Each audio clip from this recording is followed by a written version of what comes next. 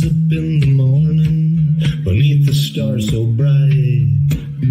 Pull your hat down, make sure your cinch is tight. Horses kinda snuffy, cold chill up your spine. You'll get your ass moving, son, we're burning daylight.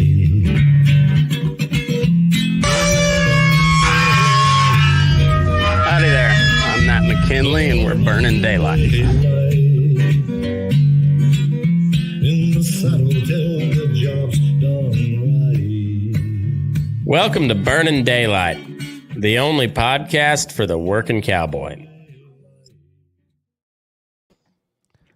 Well, howdy there, Daylight Burners. We're back, and I know you guys have all been wondering the outcome of the Southeast Colorado water bores, and well, we're about to find out. My dad, Wes McKinley, is here to give us an update on the one-man fight that has captivated a nation.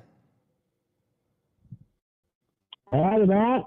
How's it going down there? Very well, very well. It's nice and dry, windy and cold, but you know this is a perfect time for it to be nice and dry, windy and cold. Yeah. The days are too short to do a whole lot, and if it's going to be windy and miserable, it needs to be this time of the year. So I'm quite thankful for the correct weather we're having. Yeah, it's fitting for the time of year. It gives you a lot of time to spend indoors figuring out how to piss off these lawyers. I seem to be doing that pretty well. We're having a lot of fun with the water wars. To give you a little update, some people had objected to a permit. Actually, it was your relative. And Lake Gorley had applied for a wells. It was totally sham deal. They objected, and through that, then we went ahead and they filed a petition to close the basin. Now, Colorado is closed all of its basins. There are 8 designated basins in Colorado. The Southern High Plains, which is the one that we live in, is not closed, but the rest of them are closed to high-capacity drilling.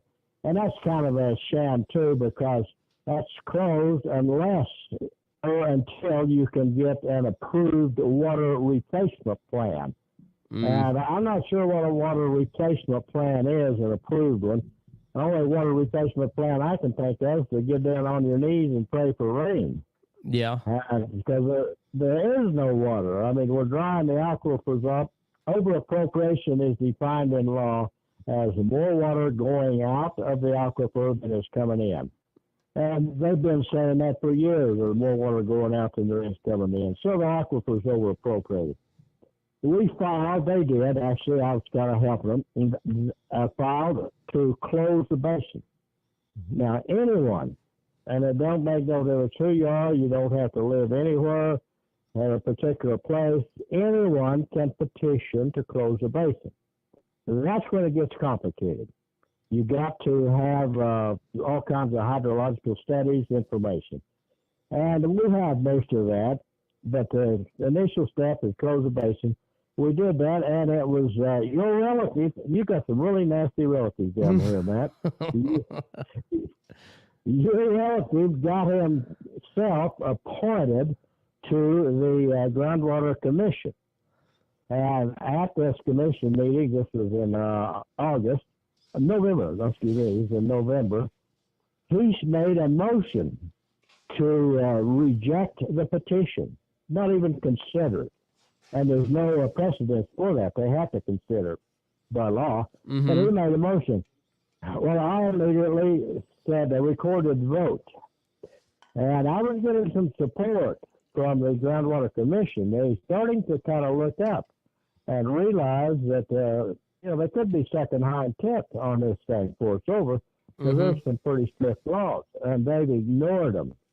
And he made that motion. I said recorded vote. We were getting some support, and the chairman did not want to have a recorded vote. You could tell he didn't. So they had some discussion, and then he said it's unanimous and I don't know what was unanimous because it wasn't a vote, but he said it's unanimous. We will have a a stakeholder meeting in Southern High Plains, Springfield. So that he said stakeholder, but when the notice come out, it said public meeting. Public meeting and stakeholder is about the same thing. The definition of stakeholder meeting is all people who have an interest in the outcome. Well, everybody's got an interest in the outcome of the water, but it did come out even better, said all public meeting. So the 17th of January, a little over a week from now, we're having a public Colorado to discuss the closing of the basin. Senator Pete Lee's coming, and he asked me, he said, just what do you expect to get out of this? And I said, Pete, we're not going to get anything, but it's going to be very entertaining. It'll be a cage match. The last time they had a public meeting, Tim Hume, Blake Gorley, those guys, they made an idiot out of themselves. And they have formed the Groundwater Management District.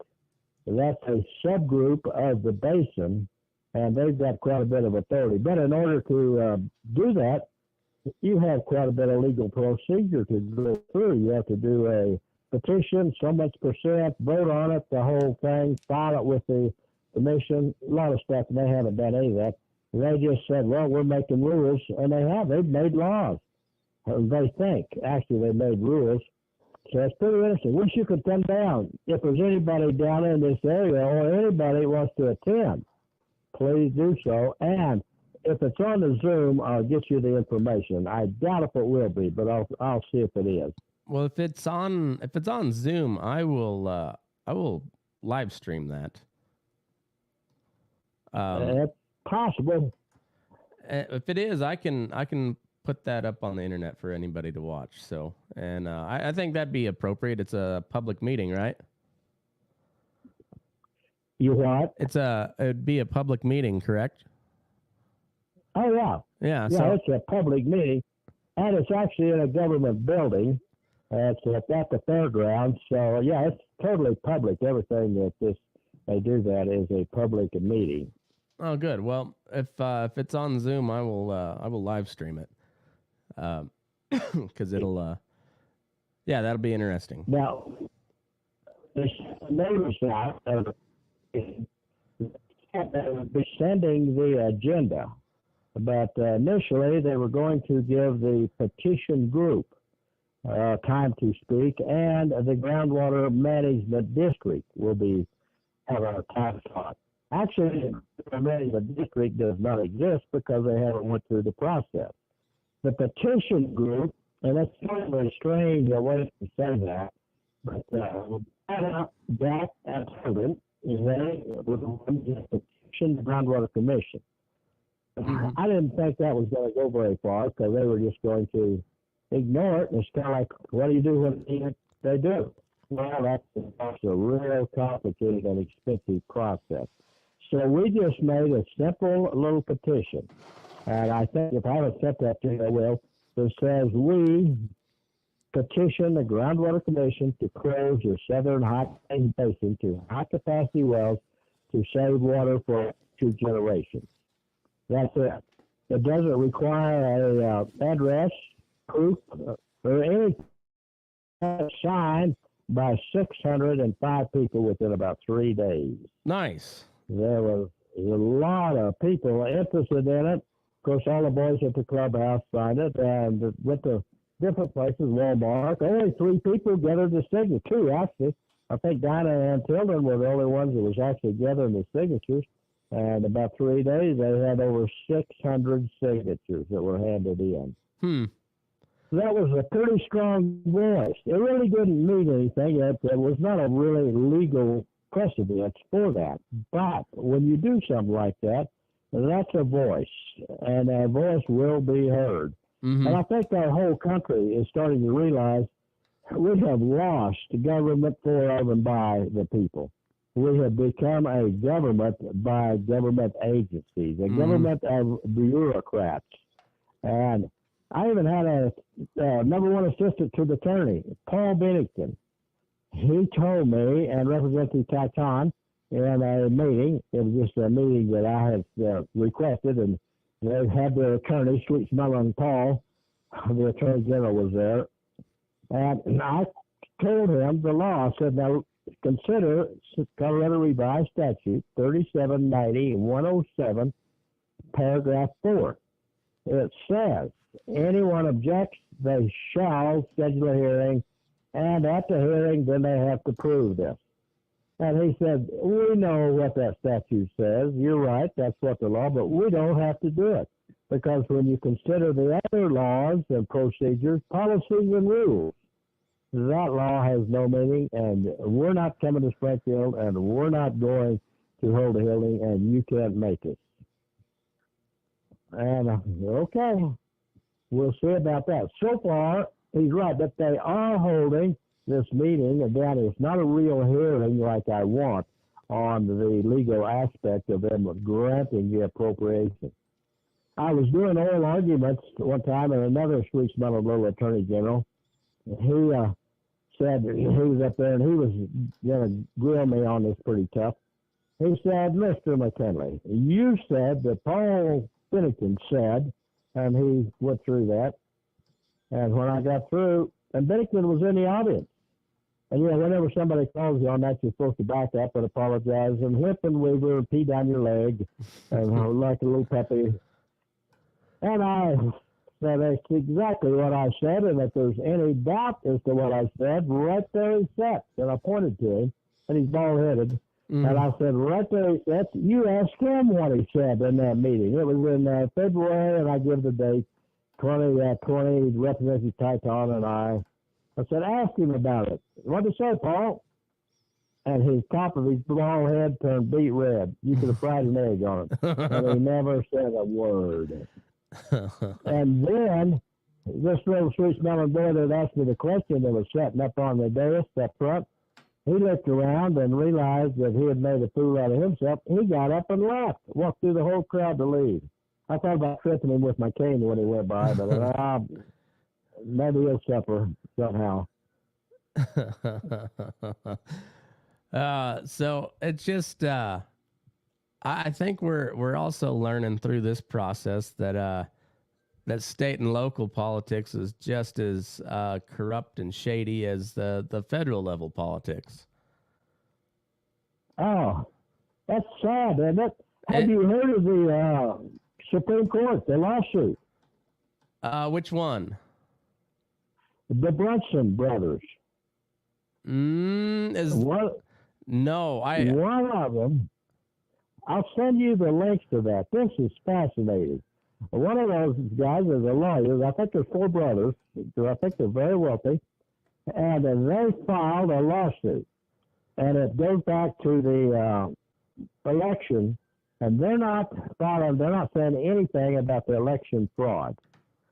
But there's some constitutional thing that anything brought to the attention of a congressman, then it has to be investigated.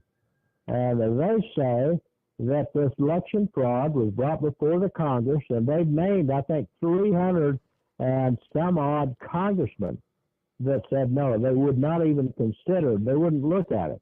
Well, that by Constitution, they are required to look at it. And the few that did looked at it and said, we ignored it or we read it or whatever. But the others didn't even do that. They filed Supreme Court action.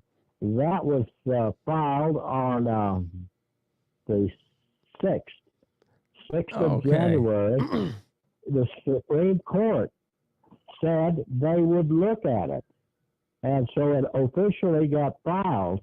And I think it's going to be some. I'll send you the link whenever we get through this. Ed Snyder keeps me informed of this. And it doesn't have anything to do with the election now. But if they can get this, and Ed thinks there's pretty good evidence that they're actually going to get something done, then there will be 300 and odd congressmen out of a job. Oh, that'd be great. Man, wouldn't that be something? Yes, I'm so excited. to see about that. I think it'll be tomorrow. We'll hear more about it. Huh. But to throw 300 and some odd of those bastards out of office on the street with no chance of getting back. Of course, slime balls, they'll slither around and come up as a different part of the cesspool. But maybe they'll be ready for them. Yeah. Well, that'd be. I was a little disappointed in this Speaker of the House vote. I was hoping it was going to drag on for about 6 more months or 2 years or however long, because the longer they took to elect a speaker, the less money they could spend.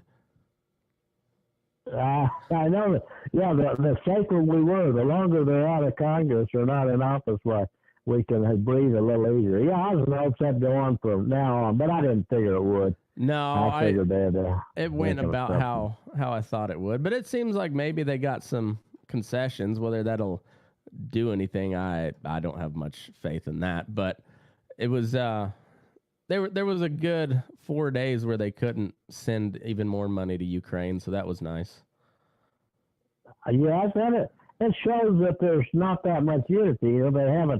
They're not in lockstep with each other. No, and I was kind of proud of our Representative Bobert for hanging tough as long as she did. Yeah, I've not been a huge fan of hers. I think she's about as dumb as they get, but she was good on that one. Yeah, I haven't either, but I really like Coram. He tried to get on that ticket. He was a really good, smart guy. But maybe we need some crazies in there. We need some Kawasaki pilots once in a while. Maybe so. And she did look good doing it. I mean, we can't. If anything else, she looked really good while she was being crazy. Well, hell, that don't hurt. No, it don't. But no, I was proud of her on that one. You got to give credit where it's due, and she held the line pretty strong on that one, and I think that was good. It was good for her. Yeah, and then her and the other lady, Green, they get in a big argument, big fight about it, but that was okay. I have a feeling you would, if they made those two Jello wrestle, would you pay to watch that? The what? Say that again, Matt. If they set up a deal where Bobert and Marjorie Taylor Greene Jello wrestled, would you pay to watch that? No, I don't have TV. I don't see any of that. I just read the excerpts from it. But it looked like it was a good show. I think I might throw a little bit of money to watch that, but it won't happen. Yeah, probably not. It won't. Well, so what's when is this this meeting that's supposed to take place? 17th of January? 6:30. Yes. Okay. A week from this coming Tuesday. I'm going to Denver tomorrow, and remember back in the old Rocky Flats days, there's a guy that's been filming stuff, and he claims to be putting together a documentary of the Rocky Flats stuff. Oh, no kidding. So I'm going to Denver and tomorrow and meet with him. And John Lipsky, the FBI agent that did the investigation of it. Yeah. He was down there. He had a real cute little girl down there. I just kind of fell in love with her, but she didn't stay long. She left. And he was going to bring her to kind of help us with the movie. The filming of it. I'm sorry, it's not the movie, the filming. And she can't come, but I said, well, I'll come up anyway. I was really going to see her, but I'll go up anyway. And that could come up to be kind of interesting to see what happens to that. Yeah, that's that would be really interesting. I was gonna say also, I think you causing a stir there in southeast Colorado. It's kind of woken some people up, not just in the state, but also I saw that Kansas was at least made steps to shut down the basin as well. And I was talking to Ross, and he was saying that they're having to drill deeper and deeper to get water over there as well, and even when they do hit water, it's it's not near the flow of what they're kind of used to, and so they're sucking themselves dry over there, and it sounds like maybe that's gonna come to an end? I think it will. People are getting aware of it, and those water buffaloes have got everybody convinced that you can't do anything without their blessing. Mm-hmm. And with the work that we've been doing, we've proven that that's not true. And boy, they're still screaming, you have got to get a lawyer. And we can't afford it. If we could, we'd go to Las Vegas and spend it all shooting craps and taking pictures with half-naked girls instead of buying a lawyer. It would do more good. Because a lawyer is just going to tell you, well, you can't do this. Here's what you got to do. And I don't know if I ever told you, but Matt, maybe you don't know about this. I actually wanted to be a lawyer at one time. Oh, yeah? And I did. I kind of was interested in law as that bad. I kind of wanted to be a lawyer, and talking to my dad about it. My dad's a fine gentleman, your granddad. Mm-hmm. He was, and he told me that he was and he was a very honorable man, and he said that really wouldn't set too well, he didn't think, with the family if I would go to law school. And I thought maybe that would be kind of an honorable thing. And he said, no, it really wouldn't. And he said, I'm not going to pay for any of your schooling if you're going to go to law school. But he said, if you'll go to college or go to school, get some education, I'll pay for music lessons. And then maybe you can get a job playing guitar, piano in the whorehouse. Something that we won't be ashamed to tell everybody what you do at the family reunion. Yeah. I've, I suppose there are some good lawyers out there. I just don't know if I've met any of them. Yeah. So that's why we have the music videos and why we've kind of been a musical family. Are you still playing the guitar? I haven't picked up my guitar in a while, but I've got my focus on other things. I think they're just as artistic. So I think we're all set. Sophia is she's picking up music pretty good. And we're still musical. I don't play the guitar like I should, but. Well, start on that. Rebecca's quite a vocalist, and Sophia's even a songwriter. Oh yeah, she's very, very musically inclined, and so we'll always have that going. I'm not worried about that. We like music, and yeah. So, but we're getting ready for our Elko show. This will be the third year in a row, and little different lineup than the last couple of years, but it's going to be fun. Still doing 2 shows, and the whole cowboy poetry deal is back in full swing this year. So, it is. Yeah, the big show is going to be there, huh? When is that? It's the end of January, the first weekend of February. So I think we're playing the 3rd and the 4th of February is when our show's at. It's Friday, Saturday. You're going to be there. What venue are you going to be at? Will you be at the same place? Yeah, we're at the same place. The stage I'd like to go, but I'm pretty well snowed in. I've started playing the music just one time with a little gal, the fiddler. You ever hear of Robin Coots? She was a New Mexico champion fiddler. Her husband was a school teacher. They wound up in Elkhart. And he was a BOAG teacher. And he died here a while back. And and I haven't played a whole lot. I've always wanted to. But if you don't have something to work for, it's kind of hard to really get enthused about it. Mm-hmm. So I happened to call her. I knew she had a little group that she played music with. And I happened to call her one day. And she said, yeah, come over, we'll play. I wasn't sure I could. I wasn't sure I'd be compatible with her or her style. But we got along very well. Good. And the music even wasn't too bad either. So I'm kind of enthused about that, playing music with that. Yeah. And if we get together, she indicates she really likes to play for audiences. Of course, when you're a champion fiddler of New Mexico, you probably would rather do a performance than just sit and play by yourself.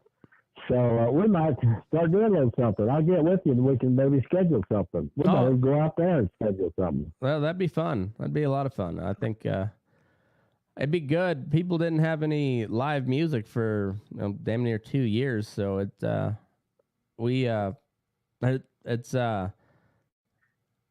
you don't realize how much you miss stuff like that till it's not there anymore. I know. Well, glad. I'm sure glad you're getting back and doing that. Yeah, I think I we were that year that you came out, we were the only live entertainment in for cowboy poetry that year. They just did an online thing for the for the main gathering, but we were the only actual live show that played, and then there was only I think 2 or 3 shows last year, and we were one of them. And so now that the whole thing's coming back in town, we should have a pretty good crowd. Good. Yeah. Well, it'd be interesting to see how many people show up after it's been gone for a couple of years. I know it was a big deal. I think they said about 30,000 people would come in for that deal. When it was still going strong, and this would be like it'd be the first full year back. So it'd be interesting. I think it's going to be a pretty big crowd. Well, good. Well, careful. Yeah, we will. But anything else we need to know about the water wars before we let you go? Well, that's about it, but I can give you a full report after the 17th. We'll see how that comes out.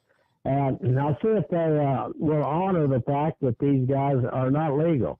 They're just a rogue outfit down there. Mm-hmm. It's kind of like, we have a new bar here in Springfield, the Lost Dog Bar.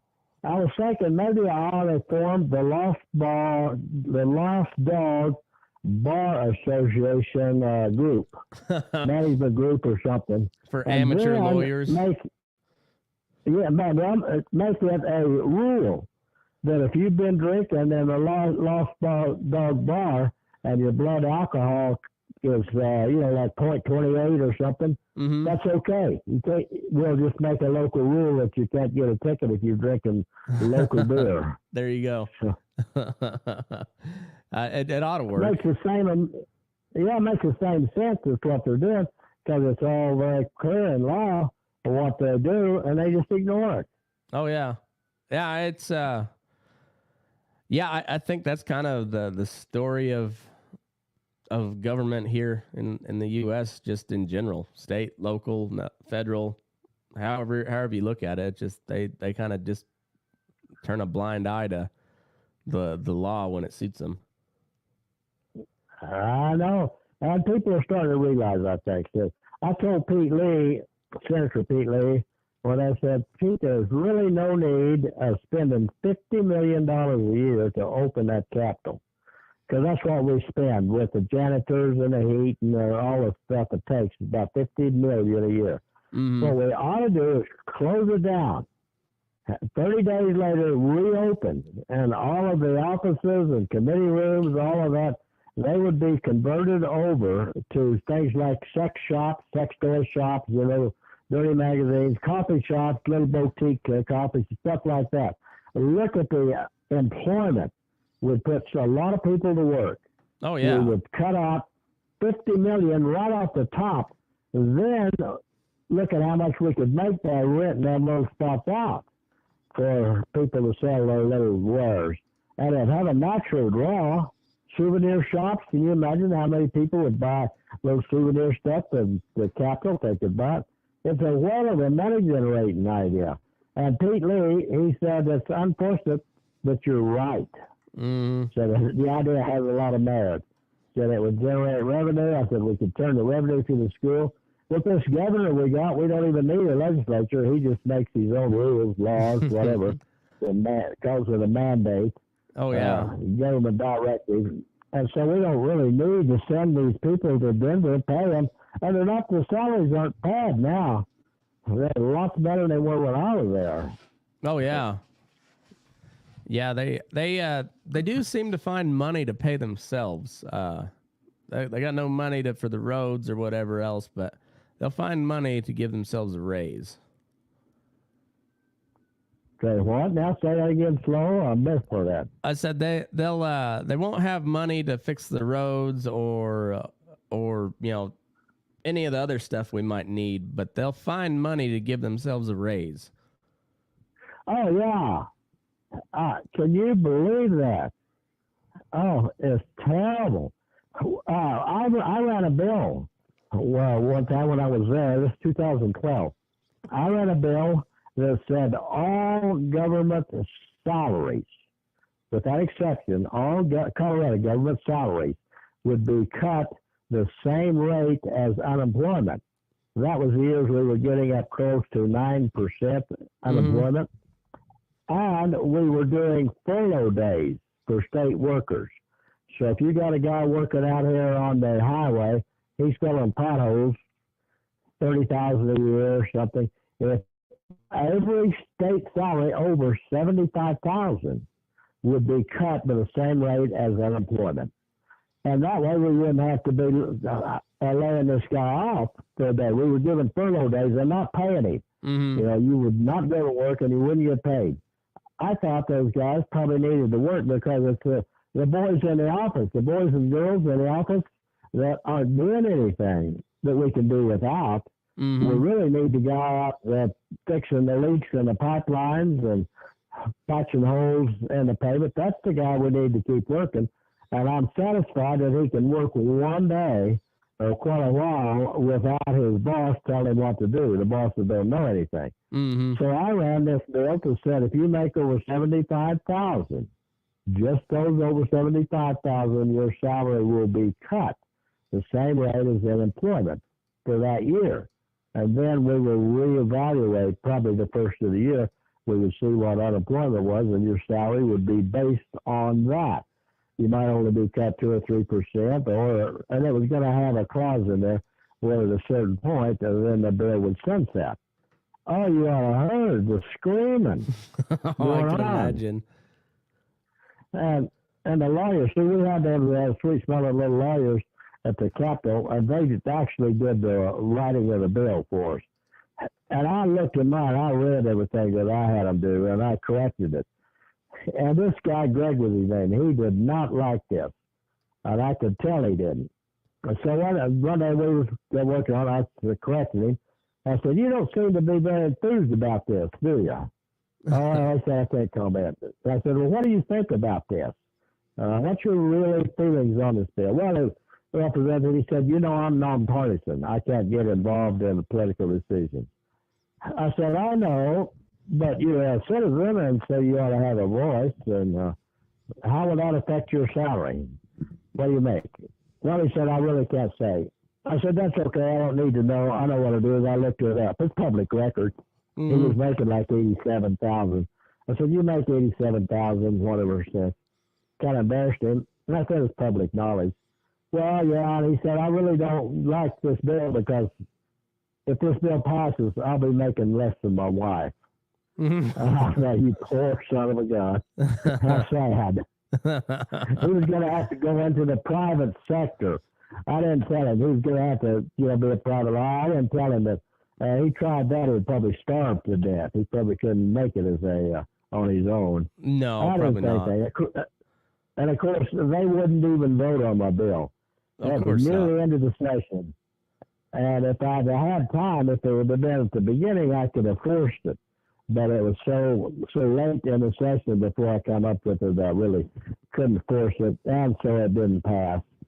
And then I was out that year, but I was not well loved on that account. Boy, the state workers hated me. Oh, I was trying to cut the governor's salary and the representatives and senators. I tried to get that to apply to them too, but we made so little. We was only making about $30,000, and so we were so far below the threshold. But I tried to cut that and the office expense, but I didn't get it done. That was another one of my failures.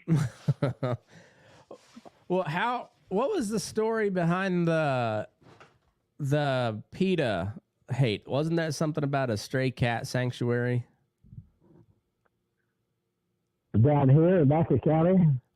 Well, there was something that you got the PETA activists after you because you said some remarks about After me, yes. Well, it was actually in the Ag Committee, or no, it was Local Government Committee, and I was vice chair of that.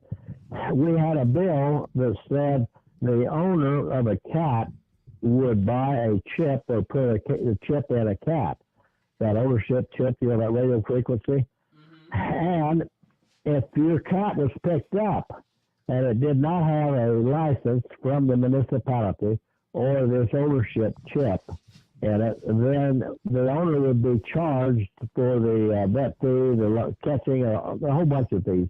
About $250 is what it amounted to. So I asked the question, how do you determine the owner of a cat? It's only like 10% of cats that are picked up, their owner gets them. And dogs is like 70% or something. They said, well, if a cat is picked up on your property, then you're the owner. So I said, so if the stray cat's on your property and the cat cop picks them up, you're out $250. Yep, a minimum. It doesn't require anything else. I said, well, down in my part of the country, we just shoot the feral cats. Of course, there's people that don't have a life, and they listen to that BS on the internet. And, of course, the newspapers picked it up, and Representative McKinley says to shoot cats. And I did. I said, we'll just shoot the feral cats. Some old lady charged me with animal cruelty because I shot cats. And John Stope, that was our ag commissioner. You know John Stope, I'm sure. Yeah, I remember John Stope. He lives up north here by Lamar. He was the agriculture commissioner, and we always had an ag meeting in the mornings. I think it was Wednesday morning at 7 o'clock, the ag committee, voluntarily, but I was always there. And he called me about 6:30. I was getting ready to go down to Capitol. And he said, are you coming to ag today? And I said, yeah. And I could tell it's kind of serious. He said, well, I need to talk to you when you get here. I said, why don't you just tell me now what you want to talk to me about, and I'll be ready. Well, he didn't want to, but I insisted. Well, he said, you've been charged with animal cruelty. I said, oh, what for? And he said, because I had made that statement, some old lady pressed charges, and they were going to have to do an investigation. I said, fine. So I went there, and they showed the papers, this complaint at that. Now, he was agriculture committee, and he could have just said, we're not going to have anything to do with this. You're going to have to go to civil court or something. You're not filing this with us. Mm-hmm. But he didn't. He was kind of on their side. I said, okay. So then they did an investigation. They called the La Junta Fowler. I think the Fowler city cop or something. Told him, I don't know why they chose that, but they told him about it, and he said, I'm not interested. It's too far down there. They called our local sheriff to come out and investigate it. I forget exactly who that was. Steve Salzbender. Okay. Steve Salzbender was a local sheriff, good guy. And he said, I've known him since I was a little kid, and I'm not going to get involved. He's been doing trail rides. You rode horses. We did trail rides for 30 years. Mm. He said, no, I'm not doing it. But that investigation was going on. And then I had the real straight lady that was working for me at that time in the office. She was pretty serious. Most of the girls were just fun. College girls, good for a day, laugh. They had a lot of fun. Well, this Mercedes was this girl. She was pretty serious. And her stuff had to be right. Well, I got a letter from Jan Eckhart. Nice, beautiful. Remember that old, beautiful, old woman handwriting they used to teach? Yeah. She had beautiful handwriting. She was a ranch lady from up in Wyoming, lived in Denver with her. And she had a name like Jan, the same as my wife at that time. And I had that. Jan had passed away, my wife, Jan. So she wrote a real nice letter. I wanted to introduce me to the Max Fund. And she was a member of the Max Fund, and that was that place where they rescued cats. That was a cat rescue, and some dogs, but they basically cats. Max Fund was the name of it. And she wanted to know if I would come down and look at their facility. And I wrote her back or responded somehow, told my girl to. Said, sure, but I don't drive, and I didn't like driving. Said, you have to come by the Capitol and take me out and take me. If you want to do that, I'll be glad to go. So I had an afternoon. I didn't have anything scheduled as far as legislative work, so I told my receptionist, I said, if anybody calls me, the lobbyist comes by or something, you tell them I'm going to the cat house. And she said, what? And I left, and I was meeting this Miss Eckhart right outside the Capitol. I said, yeah, I'm meeting Miss Eckhart, and we're going to the cat house. And I left. I went down there, and it was pretty amazing. And the guy, they were so happy to see me because they've always been trying to get a legislator to come down and look at what they were doing. And I wanted to see it. I was generally interested, and it wasn't very far from the Capitol. So we went down there, and it was real clean. It smelled a little like animal, but it was really clean. And they had rooms, and these rooms had cats in them, and the volunteers would go in there and sit down in a recliner and just sit there for an hour or two. The cat to get themselves. I thought, what a horrible waste of time. But and I asked the guy, I said, how much state money goes into this? I was always pretty interested in how much money the state was handing out. He said it's all private donations. There is no state funds or nothing goes in. Private donations. And it was. I checked on it. He would tell the truth. And he showed me all the animals and how it was. It was a great tour. Before it was over, I wound up agreeing to play guitars at their fundraiser. And so I called my buddy Billy, of course, and Billy agreed. So we went and we did the fundraiser at the ballroom of the Brown Palace. Every year they had a Max Fun fundraiser. And we went down there, and of course we were wearing our Western clothes, the best ones we had, and raw mount scars and playing guitars and playing a little different music than what they was used to. Met there's quite a few old rich guys up in Denver with good-looking young women. And these old rich guys, that was so funny. They was wearing toupees and stumbling around there. And their wives got to coming by and smiling at us and grinning at us and kind of dancing a little out there. They'd only make 2 or 3 trips by, grinning and smiling, then they wouldn't be allowed to come back anymore. So we had a lot of fun. And we played our, the country western stuff that we played. Mm-hmm. Yeah. But that was my experience with the Max Fund. My legislative career, I was charged with animal cruelty, sex abuse or harassment or something of a lobbyist charge. That was because I was trying to stop the money they were selling the nursing home, and the money was supposed to go to the junior college. Uh-huh. That was in the deed. But the military lobbyist, and he was a snaky son of a gun, he didn't like that. I was making a little progress on him. And he had a girlfriend that was a lobbyist, so she filed sexual harassment charges against me. And this kind of amazing story, the charge was actually written by Ken Peck's daughter, who's a lawyer, and Ken Peck was a lawyer on the grand jury that hated me.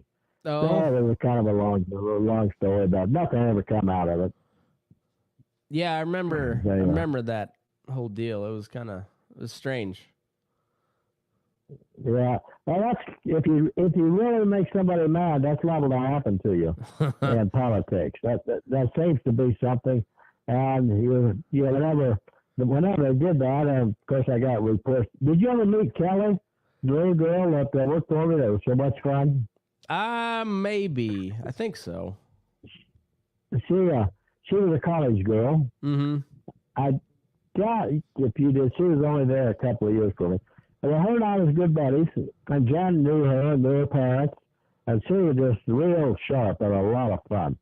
And she would come in whenever she was happened to be in town, and session was going on. Well, she would come in, and I'd invite her on the floor, and she'd sit there on the floor. Of course, she did that a lot when she was working for me. Mm-hmm. So we'd sit on the floor and discuss the bills and visit and stuff. Well, the sexual harassment thing had just come up. And this girl was quick-minded. Boy, she was fast. And Jessica was a Denver Post reporter. We liked Jessica. She was just as straight and solid as she could be. And I did quite a bit of story stuff with her. And I was sitting there at the side with Kelly. And Jessica come up, and she said, Wes, tell me about your sexual harassment suit. Well, you're supposed to say, oh, there's nothing to it. I didn't ever do it and that. And so then they started investigating. And I happened to think, and Kelly was right there with me, and I said, well, why don't you start by asking Kelly what she thinks about it, because she was in that office for 2 years when all of this lady was involved with the Army stuff. And boy, she got her pen out and she said, Kelly, what can you tell me about it? Kelly was cute as she could be. She reached over and patted my leg. And I thought, oh no, what's she going to do now? Because we didn't know what she was going to do. She patted me on my leg and said, I'm a mad. And the charge was that I had kissed this lobbyist. I had kissed her. Mm-hmm. And French kissed her. Kelly said, I'm a mad. And boy, Jessica's all perked up. Why are you mad? She said, I was right there in that office for 2 years, and he never once offered to kiss me. Oh, no. And if I was going to kiss somebody, this lobbyist was ugly. He charged me. Yeah, Kelly just grinned and laid her head on his shoulder and said, never offered to kiss me. Oh, no. But yeah, that was, I got quite a bit of trouble with that stuff. But now the animal control thing, I did that for a reason. And I knew that they weren't going to charge me with animal cruelty. So what if they did? Mm-hmm. They had to prove it. So always, all the reasons. And I did make sure I didn't have any old horses that, like that old mare we kept around too long. I made sure she was gone. I didn't want to find her. But let's say an old cowboy's up drinking coffee, and he makes that kind of remark at the coffee shop. Damn cats coming in there, killing my domestic cats, pissing all over my saddle. He made that remark and said, I'm going to shoot the next one that comes around. And some nice little lady heard that, filed charges on him. He'd be looking $10,000 or $15,000. Mm-hmm. Probably would get off of it, but he's working at the feedlot. He don't want to mess with talking to lawyers, going to court, going before the judge, proving evidence. And by the time he gets through with that, he's going to be looking $10,000 or $15,000, time off from work. The harassment's going to be weird. And I did it just to see what would happen and to see how this was going to turn out. And I knew they couldn't charge the criminal contempt. And I never got this far with it, but actually you have immunity, and you can say stuff like that in a political setting whenever that's in session. Mm-hmm. And the committee was definitely in session, so I really couldn't be held accountable for what I said. But it did prove a point, and I did it so that I could kind of protect these other cowboys. It might be a little free speeching thing. Yeah.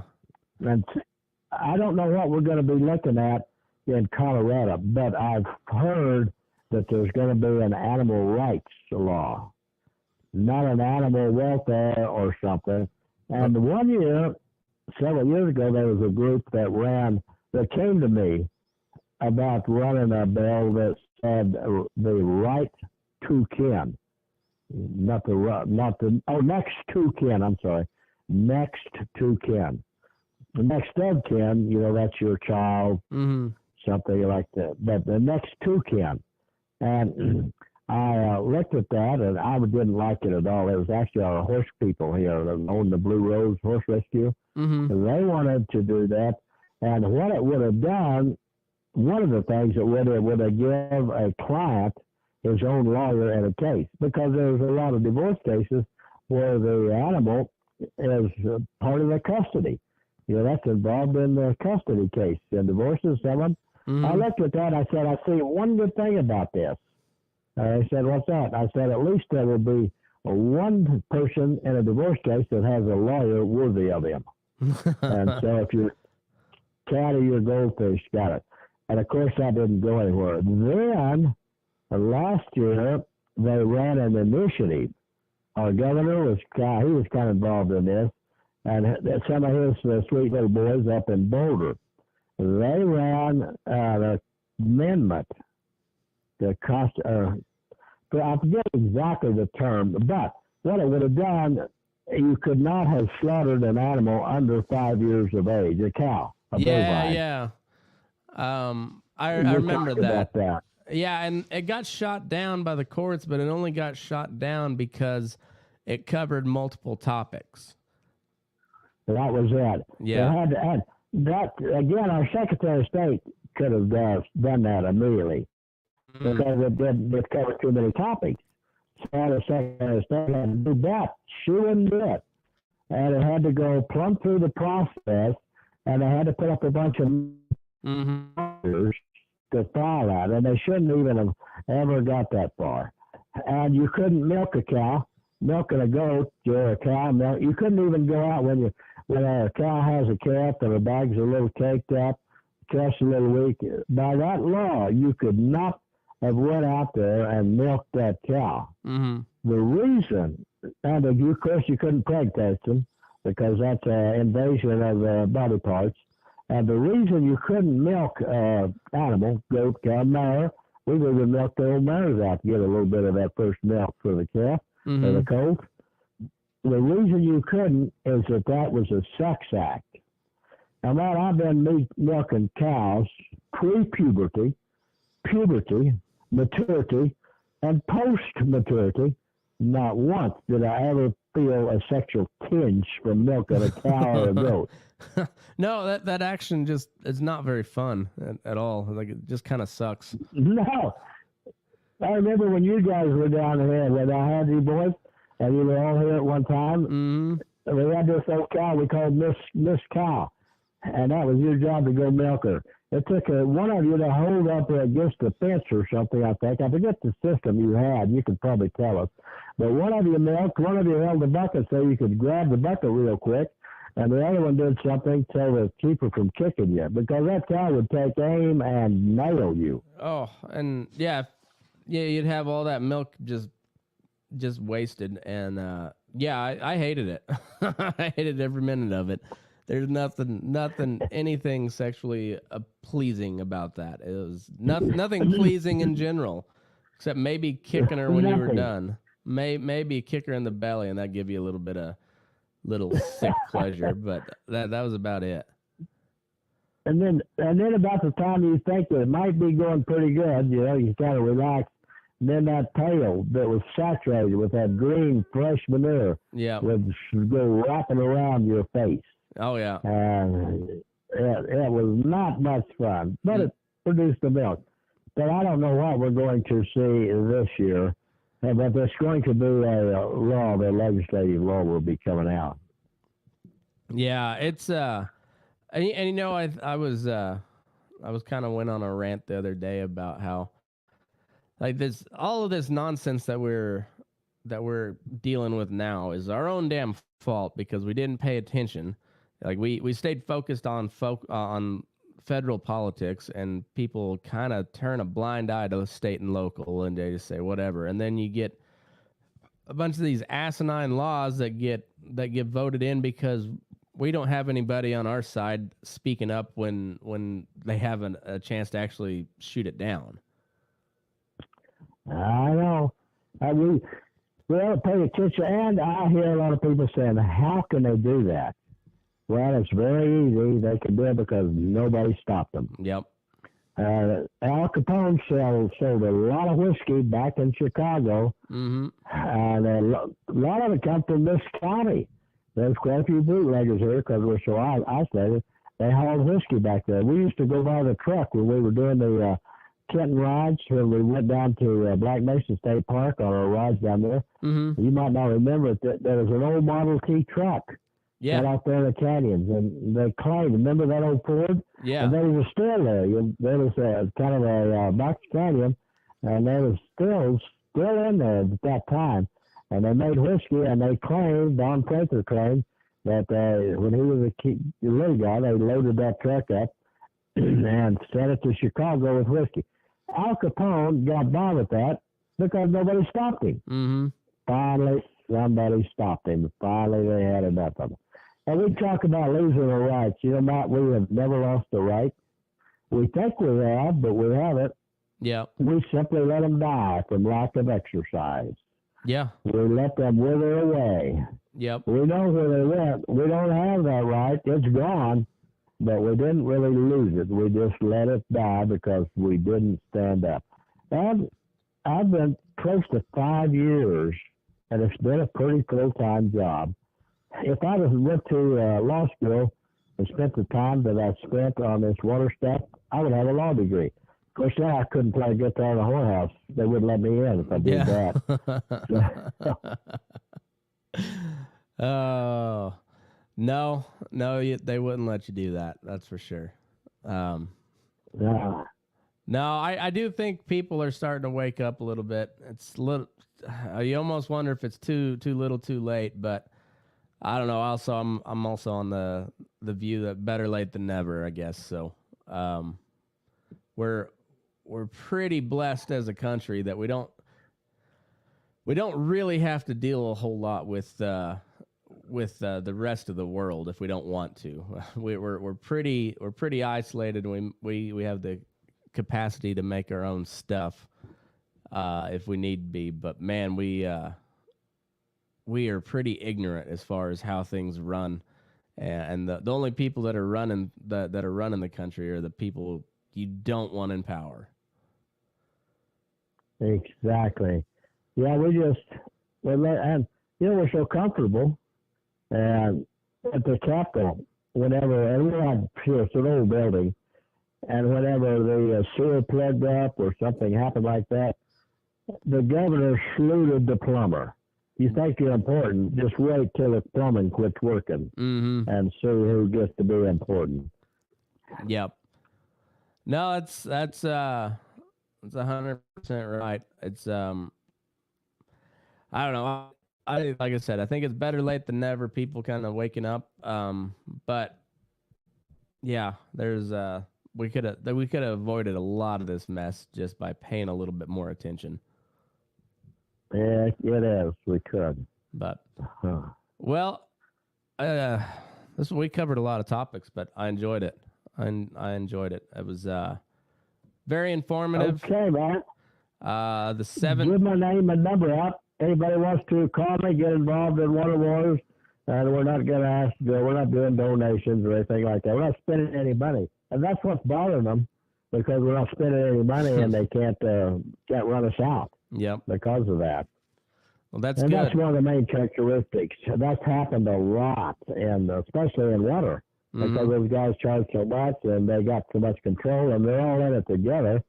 They're all in the same slime pit together. And they simply bleed you dry, laugh, and split the money up and go for the next victim. But we haven't fallen into that, so we're doing good. Well, thanks a lot, Matt, and good luck. I'll be in touch with you after the 17th, and be careful on Elko. All right, we will. Well, good luck, and we'll talk to you on the next edition of Water Wars. Okay. Thanks a lot, Matt. Take care. You bet. We'll see you. Bye.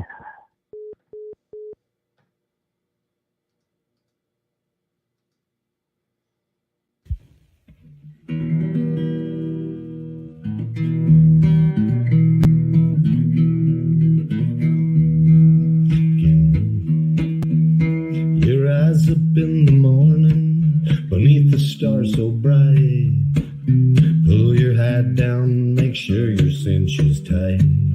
Horses kinda snuffy, cold chill up your spine. We'll get your ass moving, son, we're burning daylight. Burning daylight. Burning daylight. In the saddle till the job's done right.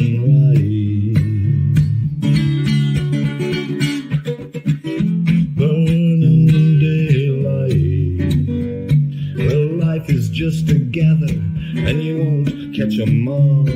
But when you ride through the gate, make sure you sit up tall. I can see the horizon, it's looking pretty bright. Well, get your ass moving, son, we're burning daylight.